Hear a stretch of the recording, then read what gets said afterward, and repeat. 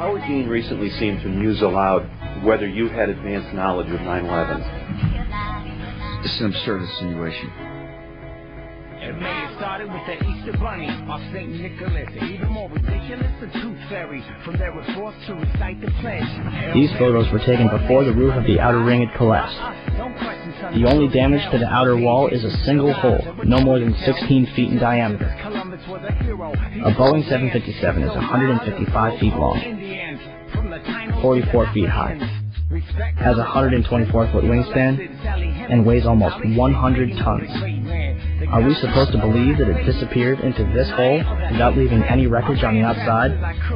Why is there no damage from where the wings, or the vertical stabilizer, or the engines would have slammed into the building?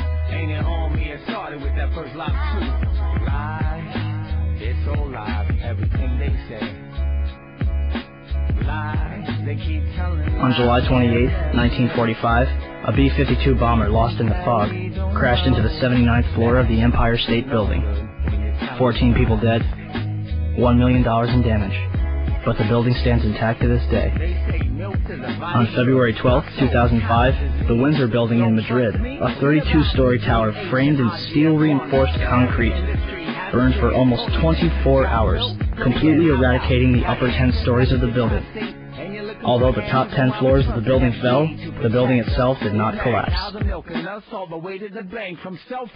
And yet, on September 11, 2001, two 110-story skyscrapers, completed in 1973, burned for 56 and 103 minutes, respectively, over 4 floors, before collapsing completely to the ground.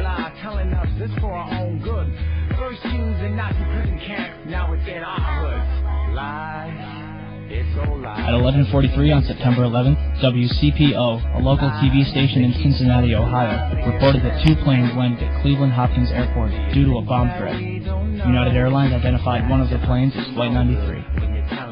Are you confused? Well, it gets better.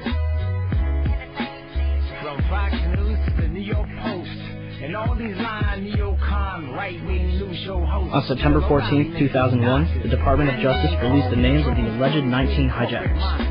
But on September 23rd, the BBC reported that Walid al-Shari was alive and well in Casablanca, Morocco. They also tracked down Abdulaziz al-Amari.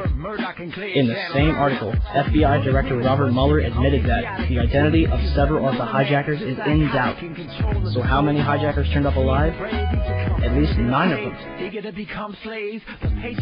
On December 14, 2001, the government released a tape, allegedly of bin Laden confessing to the attacks of September 11th, which they claimed to find in a house in Jalalabad, Afghanistan. Except there's a number of things wrong with this tape. They keep telling lies, we hear them every day. Do you think that we don't know that you're up to no good when you're telling lies?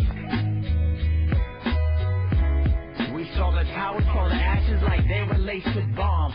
Are you sure only 2 planes did that harm? You told us Flight 77 hit the Pentagon.